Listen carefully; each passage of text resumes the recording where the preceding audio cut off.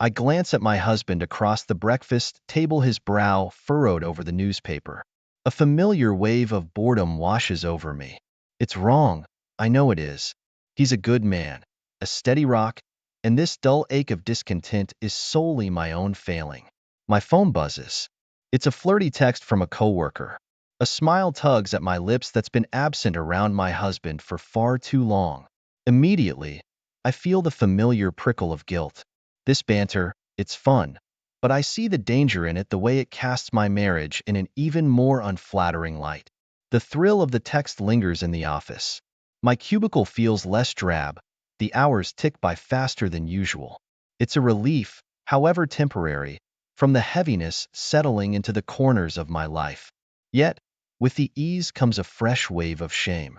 Later, my husband asks about my day. I offer a vague summary, my mind still replaying witty banter with my coworker. I force myself to sound enthusiastic about mundane details, acutely aware of the chasm growing between us. That chasm scares me. I never wanted this. In bed, I turn away from my husband's warmth, the glow of my phone screen a comforting distraction instead. It's not the warmth I crave, it's the excitement, the thrill that's been absent for too long. This can't be good, can it? Conversations with the coworker stretch into late evenings, a secret world where I feel vibrant and seen. The flattery is intoxicating, and I try to ignore the voice growing louder in the back of my head. The voice that says, this could get messy. Guilt pricks, and this time, not so faintly. After all, it's just harmless flirting, a spark to brighten the monotony. Or is it something more? The question lingers, a buzzing mosquito I try in vain to swat away. I meet my coworker for lunch, rationalizing it as work-related. His compliments feel intoxicating after years of feeling taken for granted. The thrill of his attention chases away the nagging voice of caution. A little ego boost, that's all this is, I tell myself. But a knot of unease already tightens in my stomach. We start having drinks after work, laughter flowing easier than it does with my husband. It's wrong, isn't it? To crave conversation with someone else the way I should with my own partner? And yet, I push the nagging thoughts aside. His hand brushes mine during a crowded happy hour. The touch sends a shiver down my spine that I've long forgotten. My breath catches, a sharp contrast to the comfortable numbness I've become accustomed to at home. I linger in the parking lot after work, anticipating the next text, the next shared joke, the next rush. Instead of dread, there's excitement thrumming beneath my skin, mixed with a potent terror at what that means. This isn't just about a neglected marriage, there's something darker blooming inside me. One night, there's a kiss, heated, unexpected, wrong. I rush home, heart pounding with a mix of exhilaration and shame. The exhilaration wins. The rush of it all masks the terror, for now. My husband greets me, oblivious. It's simpler to keep smiling than to confront the abyss that's opened within me. Denial is easier than destroying the life we've built. Lying beside him, I no longer pretend it's just messages. I'm crossing a line I never imagined I would. The thrill is tinged with nausea, and the guilt I once rationalized away now burns hot in my chest. This isn't the escape I sought. It's a trap of my own making. Excuses swirl in my head. I'm unhappy. My husband's distant. It's justification that feels flimsy even to myself.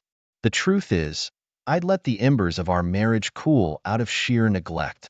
Responsibility for that lies with me, but swallowing such a bitter truth is near impossible. The affair burns with an intensity one haven't felt in years, making my ordinary life seem unbearably dull. This is where it gets truly dangerous. It's not just the thrill, it's the relief. Relief from confronting the ways of failed my husband, and more importantly, myself. My lies feel like pebbles at first, then boulders. Late meetings, work trips, a revived interest in an old hobby. Each fabrication chips away at the woman I thought I was. Yet, I keep building the facade. The ease with which the words come frightens me, but I push the fear down. This is temporary, I tell myself. I'll end it soon. The lie tastes like acid, but I cling to it like a lifeline. My husband notices a change, a spark in my eye, a new dress. I hold his gaze, the guilt burning hotter. There's a flicker of hope in his expression, and that hope is the sharpest weapon of all. He deserves better than this half-hearted version of me. Suspicion flickers across his face, and I deflect. A tiny crack forms in the illusion of our normal life. Did I imagine it, or was the question in his eyes real? Maybe this charade can't last much longer, a prospect that both terrifies and exhilarates me. My resolve wavers, but desire overpowers it. I'm addicted to the stolen moments, the feeling of being desired. Its validation tainted with poison, and I swallow it greedily. This can't be my forever. But I've lost the map leading me out of the labyrinth I've built. I begin to live a double life, meticulous in my lies, reckless in my affair. Compartmentalization becomes my superpower, phone calls carefully timed, excuses crafted with a practiced ease that makes me sick. My husband and my lover inhabit separate worlds in my mind. One is stability, the other a dangerous escape. The lines between the two become blurry, the escape leaching color from the reality I'd once taken for granted. Nights are a blur of stolen text exchanges and the lingering scent of another man on my skin. Sleep evades me. Every creak of the house sounds like accusation. Every rustle sounds like discovery. I tell myself I'm in control, but the control is an illusion. I'm hurtling down a path I can't seem to turn away from. The fear fuels me, the possibility of losing everything, the life I built, the man who trusts me, my own distorted reflection, becomes an aphrodisiac. I convince myself that my husband won't ever know. Arrogance replaces fear. I believe, foolishly, in my own invincibility. After all, I'm getting so good at the deception. How can I possibly fail? Close calls make my heart race. Every forgotten text is a potential bomb waiting to detonate. Each time I wriggle free, the relief is sharp, followed by a plunge deeper into the madness. My survival instincts should be screaming, yet they're silent. I start to see danger everywhere, but instead of stopping, the risk becomes part of the thrill. I'm playing a game with consequences I can't fully fathom. Yet, the stakes are what make it all so intoxicating. My smiles feel brittle. Laughter with my husband is forced, carrying an echo of betrayal. There's a hollowness behind my eyes that he can't quite pinpoint, but that doesn't stop the tendrils of his worry. I hate myself for that worry. It's gasoline on the fire of my guilt. Every shared moment, every "I love you" becomes a shard of broken glass lodged in my throat. Whispering those words, once a sincere pledge, feels like the cruelest of jokes. I'm playing a role, and with each loving gesture, I sink deeper into the quicksand of my own deceit. Sleep evades me. I alternate between insomnia and nightmares of discovery and loss. Waking up is the worst. The relief of it being a dream fades, replaced by the crushing reality of my choices. I'm exhausted. My very bones ache with the effort of keeping up the charade. Small things set me off. I snap at my husband, projecting my own guilt as resentment towards him. His bewilderment is yet another form of torture. He didn't deserve this version of me, the bitter shell of the woman he married. I become a stranger in my own skin, haunted by the person I have become. Sometimes I look in the mirror and don't recognize the desperate, hungry eyes staring back. My reflection is a grotesque mockery of the person I thought I was, the person I wanted to be. I start imagining escape routes, scenarios where this could all just disappear. An overseas job offer, an accident that conveniently erases my memory of the affair. The fantasies are as pathetic as they are dangerous. The truth is, there's no disappearing from this. Yet, I choose none of them. I'm paralyzed, terrified of exposure, and still desperately clinging to the affair. It's a sickness. I know, with agonizing clarity, that I'm the architect of my own destruction. Yet, I keep building the tower, even as the foundation crumbles beneath my feet. I notice my husband watching me more closely, a flicker of doubt in his eyes that I've never seen before. It chills me to the bone. Is the facade finally starting to crack? The foundation is unstable. One strong tremor could send everything crumbling. A quiet distance stretches between us. We exist in the same spaces, but it's a hollow performance. Meals are eaten in stilted conversation, the television filling the void of things left unsaid. Even pretending is a task I no longer have the strength for. The thrill of the affair is tainted with dread. One careless mistake could bring it all crashing down. I've become my own worst enemy, jumpy at every innocuous text, suspicious of every glance my husband gives my phone. My paranoia isn't without cause. I'm playing with fire, and it's only a matter of time before I get burned. My lover starts pushing for more time, more commitment, an ultimatum I'm not prepared to give. He wants me to leave my husband, to start a new life. The absurdity of it finally breaks through the fog. What life? One built on lies, where I would be everything I've come to despise. Suddenly, the affair feels claustrophobic, the price of the lie looming larger than the temporary high. It was never the solution to my discontent, merely a more insidious problem dressed up as freedom. Panic sets in. This was never how it was supposed to go. I never meant to hurt anyone, certainly not myself. The desperation in that thought is a cold fist around my heart. Everything is crashing inwards, a slow-motion train wreck that I set in motion. Late one night, a text from my lover goes unanswered. For the first time, I let the silence stretch out. It's a tiny act of rebellion, a single brick pulled from the tower of my self-destruction. It doesn't feel like victory, more like the first breath taken after being submerged too long. I reach out to my husband, a clumsy attempt to bridge the space I've created between us. Words spiel uit. Apologies tinged with self-preservation, half-truths riddled with shame. His expression is a mask I can't decipher. His guarded warmth feels like a lifeline and a condemnation at the same time. He's reaching back, hesitant but willing to explore a path towards healing. Shame floods me anew. He deserves so much better than this broken version of me. I become hyper-focused on fixing things, desperate gestures meant to undo the damage. Grand displays of affection and meticulous caretaking become my offerings. It's a pathetic attempt at penance, and I suspect he sees right through it. My husband is confused but tentatively hopeful. Seeing his willingness to give this another chance pierces the armor I've built. The relief is a balm, but the guilt remains a constant, throbbing ache. Did I deserve this second chance?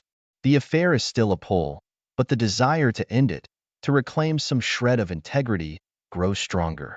It's a battle waged within myself, a war between the siren call of self-destruction and the faintest hope for redemption. My lover becomes resentful, sensing my withdrawal. His texts turn accusatory, then desperate. Each unanswered message is a hammer blow chipping away at my resolve. He paints me as the villain, and he's not entirely wrong. I block his number, a wave of relief and terror washing over me. It's done, but nothing feels resolved. I'm cut adrift, the wreckage of the affair still clinging to me. Worse still, my marriage is in shambles, built on a new foundation of deceit. The lie strangles me. I cannot build a future on this poisoned foundation. My attempts at repair were merely sand castles against the relentless tide of my deception. The truth claws its way out, desperate and inevitable. One evening, I sit my husband down, words tumbling out in a rush I can't control.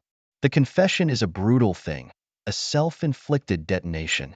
Each detail strips away the facade I so painstakingly crafted, revealing the monster beneath. The shock and pain in his eyes are a physical blow. Every word lands like a hammer. It mirrors the agony I feel internally, the destruction of the U.S. we'd built. The silence stretches after I finish, agonizing and thick. He stares at me, a stranger. I don't blame him. In this moment, I am unrecognizable even to myself. The woman he married is gone, replaced by a hollow shell inhabited by betrayal. His questions are brutal, every detail peeling back another layer of self-deception. They're not asked out of cruelty, but from a desperate need to understand how I could have happened. No excuses I offer feel sufficient. The truth is ugly and undeniable. Explanations wither in the face of the damage I've caused. I am the architect of his pain, and there is no absolution I can offer, none I truly deserve. My apology feels empty, even to my own ears. I've broken something fundamental, perhaps irreparable. His devastation shatters what remained of my pride.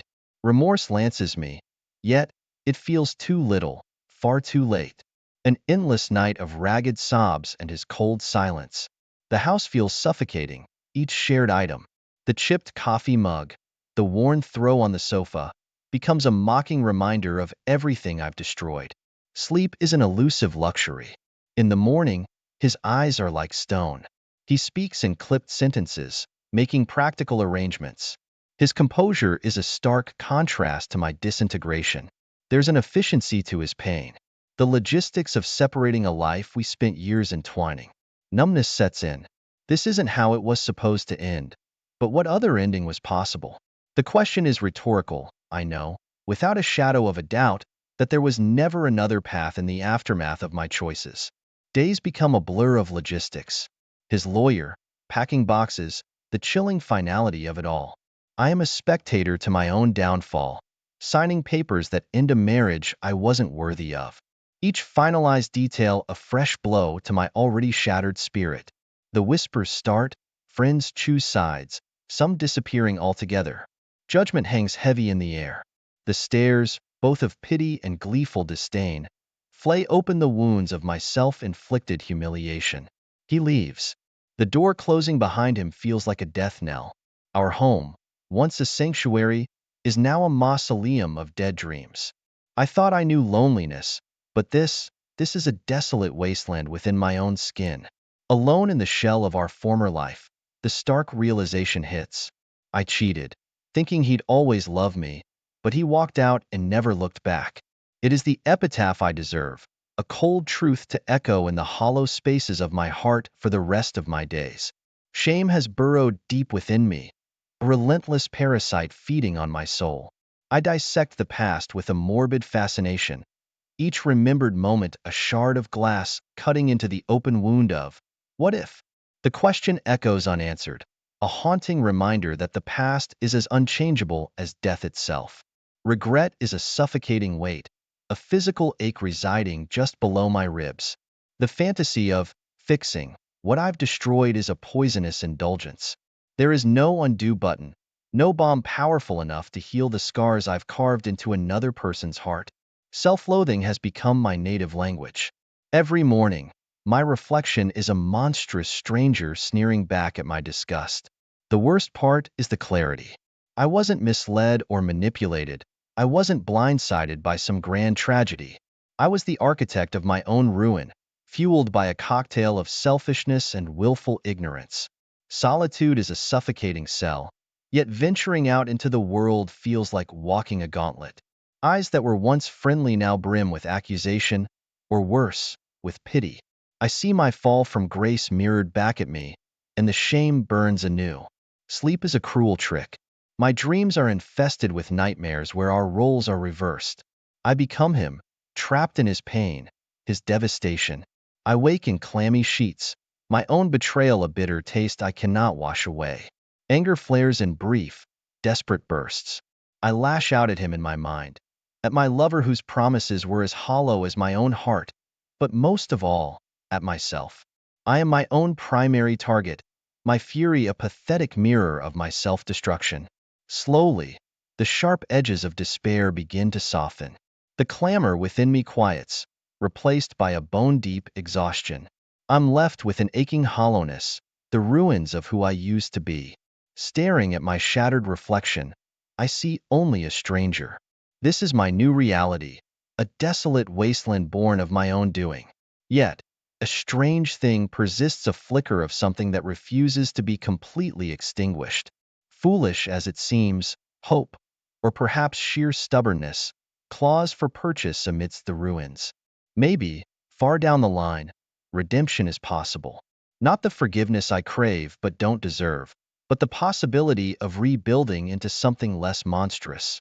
It's a fragile ember, but it's the moment Mark floated the idea of an open marriage over our homemade spaghetti dinner. My fork nearly dropped. It could be good for us, rejuvenate our love, he said, eyes avoiding mine. I laughed, thinking it was a joke, but it wasn't. My heart sank as I muttered a reluctant, okay, hoping deep down this was just a weird phase. The next day, curiosity got the better of me, and I found myself scrolling through a dating app, only to stumble upon Mark's profile. It was like a slap in the face, his smiling photo staring back at me, his bio screaming for adventure with anyone but me. Betrayed, yet silent, I plotted my next move in the solitude of our bedroom. A week of silent treatments and awkward mornings later, my phone buzzed with a message from Ethan, a guy the first matched with on the app out of a mix of spite and curiosity. Coffee tomorrow? It read. Why not, I thought. Might as well dive headfirst into this open thing. Ethan and I met at a cozy cafe downtown, and it turned out he was in the same boat. Open marriage, feeling neglected, looking for something more. We clicked instantly, and before I knew it, we were back at his place, entangled in sheets, embracing this new reality we'd found ourselves in. Returning home the next morning, I was met with an eerie silence. Mark's stuff? Gone. A note on the counter casually mentioned he'd be away, exploring, for a while. No return date, no contact info. Just like that, as if our life together was nothing but a brief stopover.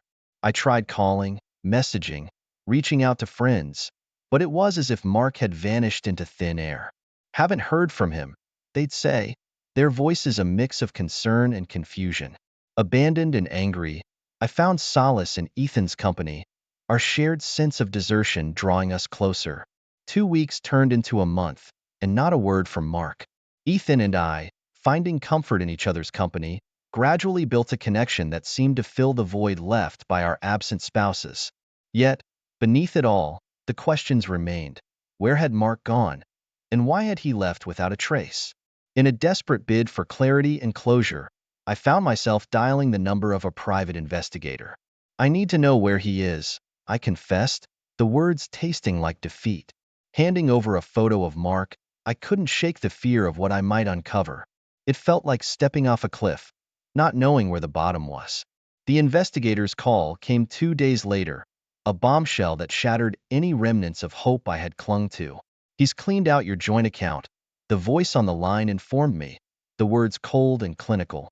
Betrayal seeped into my bones, leaving me financially crippled and emotionally wrecked. How could the man I married, the man I trusted, do this to me? Ethan, sensing my despair, suggested a plan that felt like grasping at straws in a whirlwind of chaos. Let's expose him, he said, his voice a mix of anger and determination. Show his family, his friends, what he's really like. There was a dark allure to the idea, a chance to strike back, to make Mark feel a fraction of the pain he'd inflicted on me. Armed with passwords remembered from over-the-shoulder glances and guesswork, I breached Mark's digital world. The evidence was damning. Messages, photos, arrangements with women whose names twisted my gut with jealousy. With each discovery, my resolve hardened. Mark had turned our life into a lie, and it was time the truth came out. Ethan stood by me as we compiled the evidence, crafting emails that felt like grenades waiting to be thrown. Hitting send unleashed a storm I barely understood, a whirlwind of emotions, but among them, a fleeting sense of vindication. I imagined Mark's shock, his world upended as mine had been, and for a moment, I savored the thought. The retaliation was swift and sharp, a cease and desist letter arriving with the morning mail. You're harassing Mark, the lawyer's letter accused, the words black and foreboding on white paper. Harassing him? The irony was a bitter pill, a mockery of the pain and havoc he'd wrought in my life. But as I poured my energy into this vendetta against Mark, cracks began to show in my world. Friends, once sympathetic, now eyed me with wariness and disappointment. You're going too far, they cautioned, their words heavy with unspoken judgments. It was isolating, realizing that my quest for justice was painting me as the villain in the eyes of those I cared about. Undeterred by the legal threats, I pressed on, fueled by a mix of rage and desperation. Yet, in my quieter moments, I wondered if this path of revenge was leading me further away from the healing I so desperately sought. With each action against Mark, the distance between my old self and who I'd become grew wider, a chasm filled with anger and sorrow. Just when I thought things couldn't get any more twisted, Ethan began pulling away, his discomfort with my vendetta against Mark becoming a chasm between us. This isn't what I signed up for, he admitted one evening. his words slicing through the air like cold blades. Another betrayal. Another person walking out of my life when I needed them the most. The sting of Ethan's departure was soon overshadowed by news from the private investigator. Mark was living it up in a luxury condo in some fancy part of a city miles away, his life apparently untouched by the chaos he'd left behind. The injustice of it all, the sheer unfairness, lit a fire in me that I couldn't suppress. If he thought he could just start over, leaving me to pick up the pieces, he was sorely mistaken. Fueled by a mix of rage and desperation, I concocted a plan to confront him publicly. There was a conference he was attending, a perfect opportunity to expose him for who he really was. I booked a ticket to the city, my mind racing with what I would say, how I would reveal his true character to everyone. The day of the conference was a blur. My heart pounded as I spotted him, the familiar figure weaving through the crowd, oozing confidence. I approached, my voice louder than I'd intended, accusations flying, but Mark, ever the charmer, remained cool, detached, as if I were nothing more than a minor inconvenience. It wasn't long before security was escorting me out, my efforts to humiliate him only serving to deepen my own disgrace. Not content with simply dismissing me, Mark struck back with a legal blow, a restraining order, alleging that my behavior at the conference was just the tip of the iceberg. The document, with its formal accusations and cold legalese, was a slap in the face, a reminder of how far I'd fallen in my quest for justice. In a fit of impotent rage, I did something stupid. Mark's car, parked so carelessly outside his luxury condo, became the target of my frustration. The security camera footage was indisputable, my actions caught in high definition. Arrested for vandalism, my situation went from bad to worse. The aftermath was a nightmare. My lawyer, working miracles, managed to get the charges reduced to community service, but the damage was done. The arrest, the legal fees, they all but wiped out what little I had left. Financially ruined, emotionally spent, I was a shadow of the woman I once was, my life a testament to the destructive power of revenge. Just when I thought things couldn't get any worse, they did. Mark's family came knocking, their words like daggers. "You've destroyed everything," they accused, blind to the fact that it was Mark's idea that started this whole mess. Standing in my once shared, now lonely living room, I felt the weight of their blame crushing me, a reminder of how far I'd fallen. Then, the job I clung to as my last piece of normalcy slipped through my fingers. "We can't have this kind of publicity," my boss said, regret in his eyes but firmness in his voice. There I was, career in shambles, reputation tarnished beyond recognition. The spiral seemed endless. Ethan's departure was the final blow. "I need to fix my own life," he said, his words final, leaving no room for argument. It felt like being abandoned all over again. Only this time, I saw it coming and was powerless to stop it. The sting of his betrayal was a bitter pill to swallow, leaving me to question the very foundation of our connection. Social media, once a harmless escape, became a window into a life I was no longer part of. Pictures of Mark, smiling and seemingly at peace with a woman whose face I recognized from those haunting messages, twisted the knife further. He had moved on, while I was stuck in the debris of our collapsed life. Job hunting turned into a nightmare. Each interview felt like walking through a minefield, my tarnished reputation a shadow I couldn't shake off. "We'll be in touch," they'd say, but the silence that followed spoke volumes. The city that once felt like a realm of endless possibilities now seemed like a prison. With no job, no support, and no reason to stay, I made the decision to leave. Packing my life into boxes felt like closing chapters of a book I never wanted to read again. Selling what little I had, I prepared for a fresh start, somewhere new, somewhere where my past couldn't reach me. The decision to move wasn't easy, but it was necessary. As I looked around my nearly empty apartment, I realized this was it. The end of my life here and the start of something new. Maybe somewhere else, I could find a piece of the peace that had eluded me for so long. On the morning I was set to leave everything behind, my phone pinged with a message that made my heart skip, a message from Mark. "I'm sorry for everything," it read, but the words felt empty, void of true remorse. It was too little, too late. His apology didn't bring closure. It only reignited my anger, reminding me of all the reasons I needed to start anew. Determined to turn my pain into something productive, I started a blog from my small, new apartment in a town where no one knew my name. It was my attempt to make sense of the chaos, to warn others about the pitfalls of open marriages and the deceit I'd endured. To my surprise, people began to follow my journey, sharing their own stories of betrayal and heartache. It felt like creating a community out of shared scars. But with visibility came vulnerability. Mark's defenders were quick to find my blog, branding me as bitter and vindictive. The comments were cruel, personal attacks that seemed aimed to break my spirit. It was a stark reminder that even in my new life, the shadow of my old one loomed large. Despite the onslaught of negativity, I pressed on, sharing my story with anyone who would listen. There was a cathartic power in opening up, in possibly helping someone else avoid the same fate. Yet, each post took a toll, leaving me drained and questioning if my quest for healing was just opening old wounds.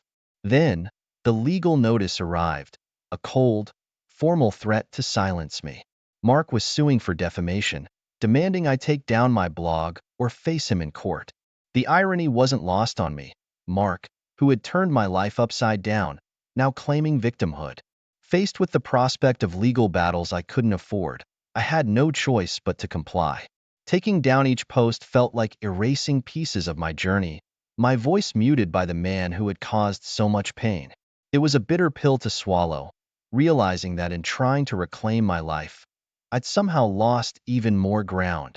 The day I removed the last blog post, I sat in the quiet of my apartment, the silence echoing the emptiness I felt inside. Mark had managed to take one more thing from me, leaving me to wonder if I'd ever truly be free from the shadow of our shared past. The day I stepped into the small town that was to become my new home, it felt like walking onto a stage without knowing the script. The local diner offered me a job, and I found a modest apartment that was a shadow of my previous life. This was my chance at a fresh start, a place where the echoes of my past couldn't reach me, or so I hoped. Here, I became a shadow of myself, serving coffee and pie with a smile that never quite reached my eyes. I built walls around me, too scared to let anyone in.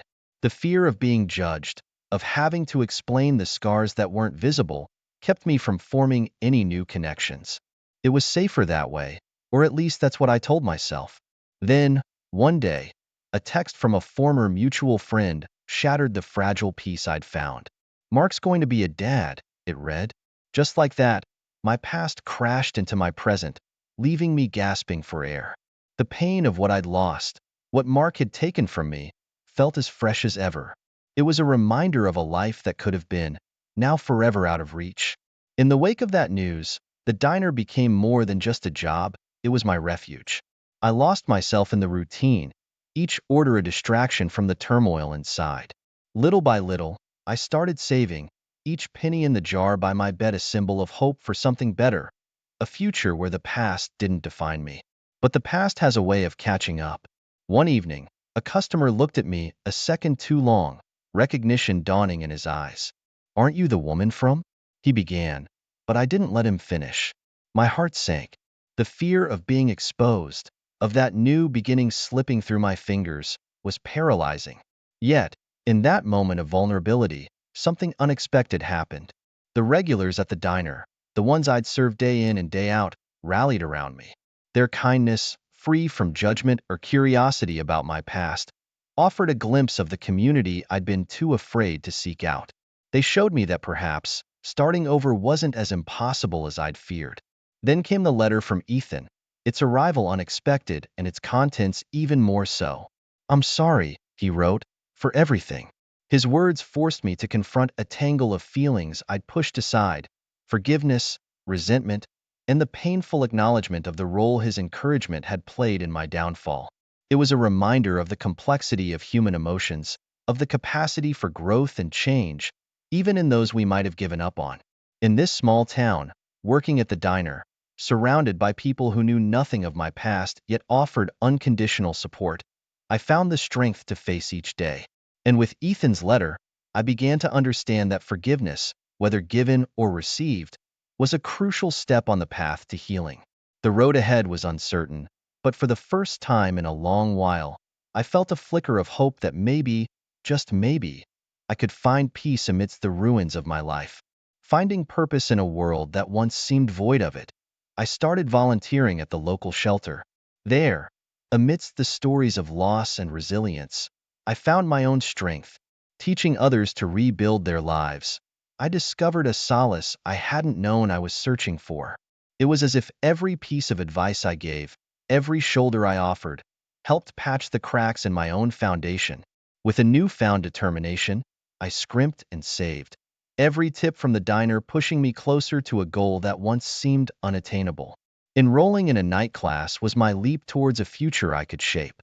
The thought of starting a new career, of turning the page on a chapter that had been written by someone else's choices, filled me with a cautious optimism. When a local newspaper featured my volunteer work, highlighting the small steps I'd taken towards personal recovery and helping others, the response was overwhelming. Encouragement and praise from the community bolstered my confidence, a stark contrast to the isolation I'd felt for so long. It was a public acknowledgement that I was moving forward, that my past didn't define me. That same resilience and community support led to a job opportunity in a field I'd always been interested in but never had the courage to pursue. As I prepared for this new role, the excitement was tempered with fear. Yet, the possibility of a fresh start, of building a life on my own terms, outweighed the trepidation. The day Mark reached out again, suggesting we meet to talk, felt like a test of my resolve. Staring at his message, I realized I no longer sought his validation or needed closure from him. Deleting it, I chose instead to focus on the path I was carving out for myself. It was a declaration of my independence from the pain and betrayal that had once consumed me. In the stability of my new job and through the fulfillment of my volunteer work, I began to forgive myself. The guilt and shame that had once shackled me to my past started to dissolve, replaced by a sense of peace with the choices I'd made in the wake of Mark's betrayal. A year after my move, I had saved enough to upgrade to a better apartment. It was more than just a change of scenery, it was a testament to my resilience, a sign of progress and independence. The space was mine alone, a sanctuary built from the ground up with my own perseverance and strength. With this new beginning, I launched a blog centered on personal growth and recovery. Avoiding the pitfalls of my past public endeavors, I focused on the lessons learned in the journey ahead. The blog became a platform for connection, for sharing the universal struggles of moving past betrayal and finding strength in vulnerability. The messages of gratitude and shared stories of resilience from my readers underscored the importance of community, of not going through our darkest moments alone. Each comment, each shared experience, reinforced the idea that while our journeys are unique, the emotions that drive us are universally understood. On the anniversary of my move, I took a moment to reflect on the tumultuous path that had led me to where I was. The losses were undeniable, the scars evident, but so too was the strength I garnered from each setback, each challenge. The realization that I might never fully heal from the betrayal was no longer a source of despair, but a badge of my enduring resilience. I was learning to live with the scars, moving forward one day at a time, embracing the journey with all its imperfections so there I was, at this snorefest of a work conference, pretending to care about synergy and productivity or whatever. Then, bam! In walks Daniel, Mr. Tall, dark, and handsome from the rival company. My heart skipped a beat, the kind of beat that screams, trouble, but you ignore it anyway. We locked eyes, and just like that, I felt something I hadn't felt in years. Fast forward a few sneaky text messages later, and we're meeting up in secret. It felt like I was in some sort of spy movie, minus the cool gadgets and explosions. Each secret rendezvous was a rush. You know, the kind that makes your heart race and your palms sweat? Yeah, that kind. Things escalated pretty quick. One minute we're exchanging flirty texts, the next we're off on a romantic getaway. Just me and Daniel, in a cozy little cabin, far away from the real world. It was like we were in our own little bubble, away from responsibilities, away from Mark. But then the guilt started creeping in. It hit me like a ton of bricks. I love Mark, I really do. He's been my rock for over a decade. So I tried to cut ties with Daniel. I told him we couldn't see each other anymore. But who was I kidding? The more I tried to stay away, the more I was drawn back to him. It was like trying to stop a train, just impossible. Then one day, I got this note. No name, no nothing. Just a piece of paper that read, I know about you and Daniel. Chills ran down my spine. Who knew? Was it Mark? Someone at work? My mind was racing with all the possibilities. Paranoia set in. Every glance, every whisper around me felt like they were talking about my affair. I was in too deep, caught up in a whirlwind of lies and secrets.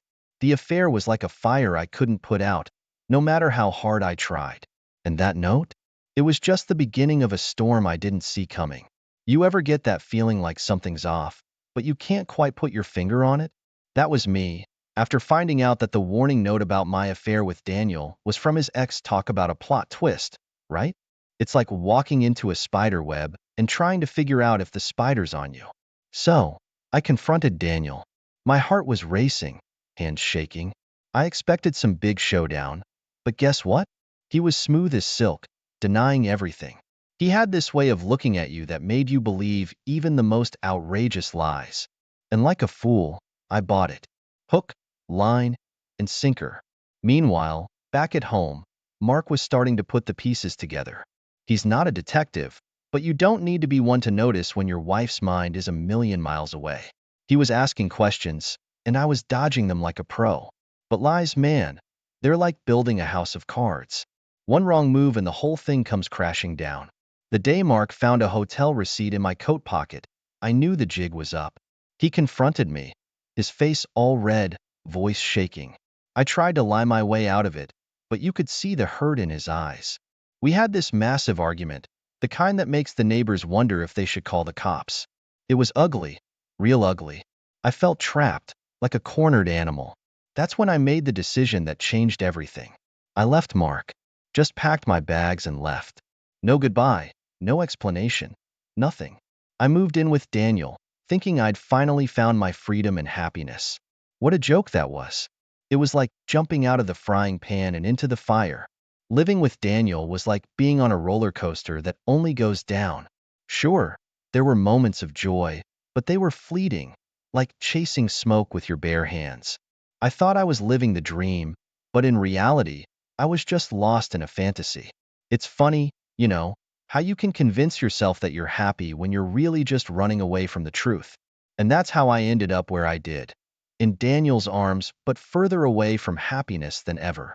It's like standing in the middle of a crowded room but feeling completely alone. You think you know what you're doing, but really you're just lost, trying to find a way out. You know that feeling when you think you've hit the jackpot, but it turns out to be fool's gold? Yeah, that was me with Daniel. It started with small things, him being snappy, us bickering over nonsense. But soon, those small cracks turned into canyons. We were arguing about everything, from how I made coffee to why I was quiet. I felt like I was walking on eggshells in my own house. So, I thought, hey, maybe I need my old friends, a bit of the old Emily back. But reaching out to them was like calling up ghosts. They had moved on, and honestly, can you blame them? I had ditched everyone for Daniel, and now I was just a name from the past. It stung, realizing I was alone in the mess I made. Then, the bombshell dropped. I found out Daniel was seeing someone else. Classic, right? I felt like such a cliche. There I was, thinking we had something special, and he was out there playing the field. Confronting him was ugly. There was shouting, crying, the whole 9 yards. It was the end of the road for us, and honestly, it was a relief in a twisted sort of way. Heartbroken and lost, I figured maybe Mark would take me back. I know, wishful thinking, right? But desperation makes you do crazy things. When I found out he was seeing someone else, it was like a punch to the gut. He had moved on, found happiness without me. I wanted to be angry, to scream and shout, but who was I kidding? I had thrown away everything we had for a fantasy. So there I was, standing in the wreckage of my life, wondering how it all went so wrong.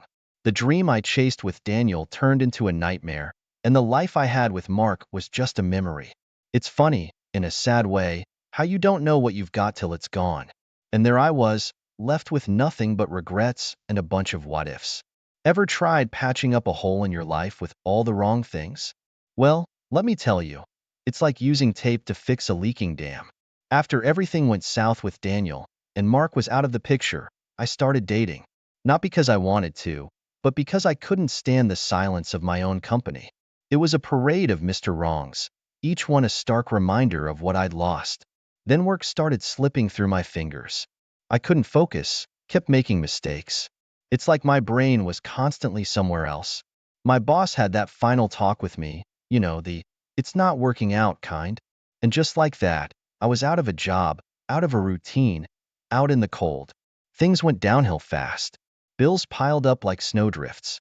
I was selling off my stuff just to keep the lights on. First, it was the little things, some clothes, a few books. Then it got bigger, the TV, my laptop. Each item sold felt like a piece of me leaving. I was dismantling my life, bit by bit, just to stay afloat. In the middle of this storm, I got a call. Mom was seriously ill. I should have jumped on the first bus to see her, but I didn't. I couldn't. The thought of sitting by her bedside, pretending to be the daughter she thought she raised, was too much. So, I stayed away, drowning in guilt. Each day I didn't visit, the weight of it grew heavier. I was lost, stumbling through life without a map, selling my belongings to survive, avoiding my sick mother, and dating guys I didn't care about.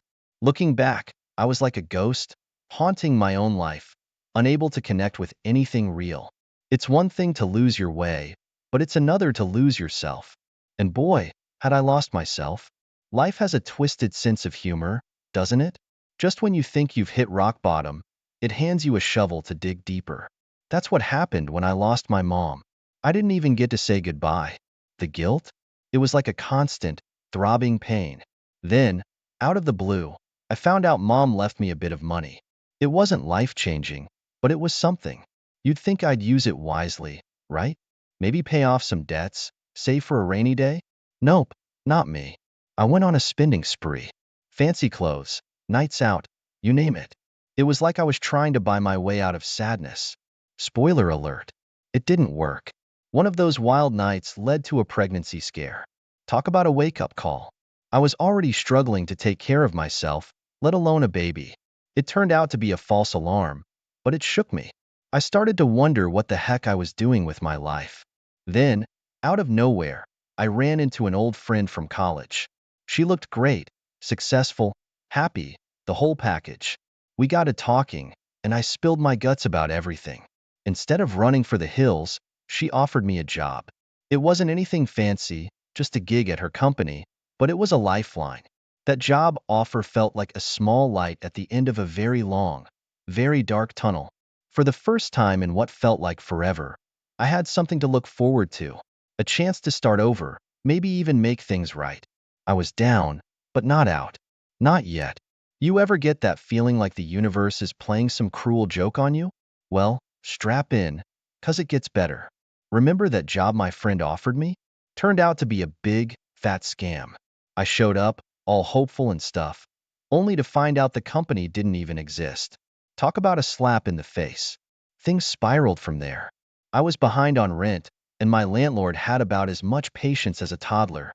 One morning, I found my stuff on the sidewalk, the door lock change. Homeless. Me. If you told me a few years ago that I'd end up here, I'd have laughed in your face.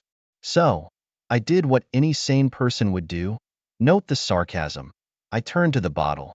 It was like my personal escape hatch. But you know what? Booze is a liar. It promises to make things better, then kicks you when you're down. And boy, did it kick hard. In a moment of sheer desperation, I called Mark. I thought maybe, just maybe, he'd want to hear me out. The guy who once promised to love me, till death do us part. But guess what? He hung up. Just clicked in silence. Can't say I blame him, but man, that hurt. With nowhere to turn, I took a job. The kind that makes you swallow your pride and then some. It was this dingy little dive bar. The pay was peanuts, and the customers? Let's just say they weren't there for the ambience. Every night, I'd come home smelling like stale beer and broken dreams. So, there I was, serving drinks to strangers, trying not to think about how I used to be on the other side of that bar. Life's funny like that, isn't it? One day you're up, the next you're scraping the bottom of the barrel, wondering how the heck you got there. You ever meet someone and think, hey, maybe my luck's turning around? That was me with this guy at the bar where I worked. He was charming, seemed to get my situation, and before I knew it, we were hanging out after shifts. But guess what? Mr. Charming had a plan, and it wasn't about playing knight in shining armor. I lent him money. Not once, not twice, but enough times to start feeling the pinch. It was always some sob story. His car broke down, his rent was overdue, and me, being the eternal optimist, kept falling for it. Until one day, I overheard him bragging about duping the sad barmaid. That's me, in case you're wondering. Felt like a punch in the gut. So, I confronted him, right there in front of everyone. It wasn't my finest hour. There was shouting, a few choice words, and his smug face just asking to be off the planet.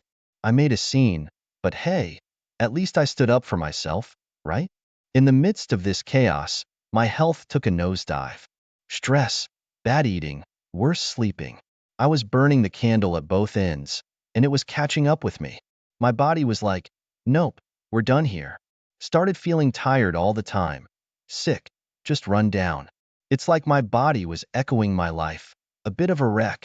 Speaking of wrecks, I managed to get into a car accident. Nothing serious, but the car was toast. That was my ride to work, to the grocery store, to anywhere that wasn't my tiny apartment. Losing it felt like losing a bit of freedom. Not that I had much of that going around. In a moment of sheer desperation, I called Daniel. Don't ask me why. Maybe I thought he'd care or something. But when he answered, it was like talking to a stranger. Cold, distant, and in a hurry to get off the phone. It was a short call, but it told me everything I needed to know. I was alone in this. Then, out of the blue, a former colleague from my old job called. She'd heard about my situation and wanted to help. But me? I was too proud, too stubborn to accept it. I told her I was fine, managing, thank you very much. But the truth? I was drowning, and too foolish to grab a lifeline thrown my way. It's funny how pride can do that to you. Turn help into an enemy, make you believe you're better off alone.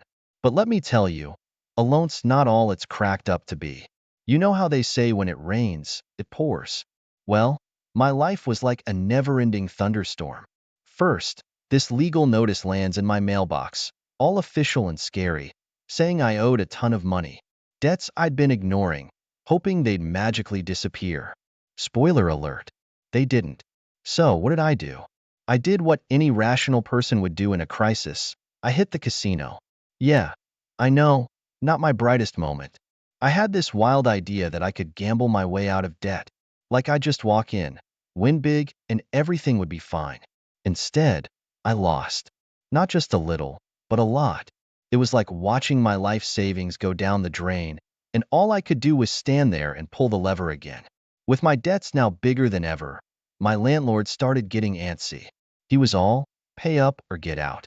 I couldn't blame him, but where was I supposed to go? I was already living paycheck to paycheck, and now this? In a fit of desperation, I started selling stuff. Not just any stuff, my mom's heirlooms. The things she treasured and left to me. Every item I sold felt like I was losing a part of her all over again. But what choice did I have? It was either that or live on the streets. So, there I was, selling off my past, piece by piece, just to keep a roof over my head. It was like I was erasing my history, saying goodbye to the last bits of a life that once felt so secure, so permanent. It's funny, in a sad way, how quickly things can change. One day you're on top of the world, the next, you're scraping by, selling your memories to the highest bidder. So there I was, at the dive bar where I worked, just trying to make it through another night. Then this guy starts causing trouble. Real loudmouth, you know? He's hassling the other customers, and I'm thinking, not on my watch. So, I step in, and before you know it, things get heated. We're shouting, shoving, and then, bam, it turns into a full-blown brawl. It was like something out of a bad movie. Cops show up, and guess who gets handcuffed? Yep, yours truly.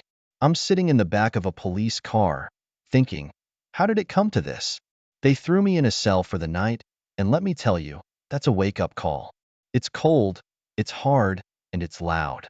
I'm sitting there, staring at the ceiling, thinking about every bad choice that led me to this moment. The next morning, I'm released, feeling like I've hit rock bottom. But wait, it gets worse. I get back to my apartment, and the door's wide open. I walk in, and it's like a tornado went through. Everything I had left, which wasn't much, gone. Even the thieves must have thought, man, this lady's got nothing. With nowhere else to go, I ended up at a homeless shelter. Never in a million years did I think I'd be there. But there I was, lining up for a bed and a meal. And guess who I run into? An old colleague from my first job out of college. She didn't even recognize me at first. We used to talk about our big dreams, and now here we were, worlds apart. It was like looking into a mirror of what could have been. Sleeping in that shelter, surrounded by strangers, I couldn't help but think about everything that had gone wrong. How did I end up here? I used to have a home, a husband, a life. Now, I had nothing but the clothes on my back and a whole lot of regret. It's one thing to fall on hard times, but it's another to realize you're the architect of your own downfall. You ever have one of those moments when you overhear something that just stops you in your tracks? That happened to me, huddled in a corner of a crowded coffee shop, trying to stay warm. I heard a couple of women chatting about Mark, my ex. They were going on about how well he was doing, how happy he looked with his new wife. It was like a punch in the gut, hearing about his picture-perfect life while I was sipping on borrowed time and a free coffee refill. It hit me then, the full weight of what I'd lost. Not just Mark, the guy who'd stood by me through thick and thin, but everything. The home we shared, the dreams we built, the trust, the love. I'd thrown it all away. For what? A fling that turned my life upside down? It was like a slap in the face, a wake-up call that came too late. I left the coffee shop, my head spinning, and found myself wandering aimlessly. The streets were crowded, but I felt completely alone, like I was a ghost, drifting through a world that had moved on without me. I ended up on this park bench, the city buzzing around me. It was getting dark, the kind of darkness that feels heavy, like it's pressing down on you. Sitting there, I couldn't help but think about every choice I'd made, every wrong turn. It's funny how life works. You think you're making these big, bold moves, chasing happiness or freedom or whatever, but sometimes you're just running away from what really matters. So there I was, alone on a park bench, with nothing but my thoughts and a bunch of kudvi beans. No fairy tale ending, no knight in shining armor coming to save me. Just me and the mess I made. It's a hard pill to swallow, realizing there's no going back, no way to fix the things you've broken. But it's the truth, and sometimes, the truth is the hard